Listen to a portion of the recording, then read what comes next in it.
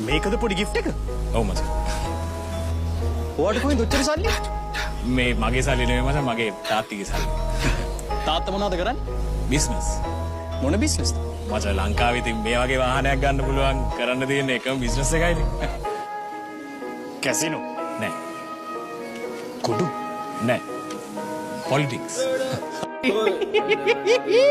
මුන් හැමදාම එකතු වෙලා කරන්නේ හාල්පිට වැඩි කරන එක. ඉතින් වැඩි කරන්න දෙන්න බෑ.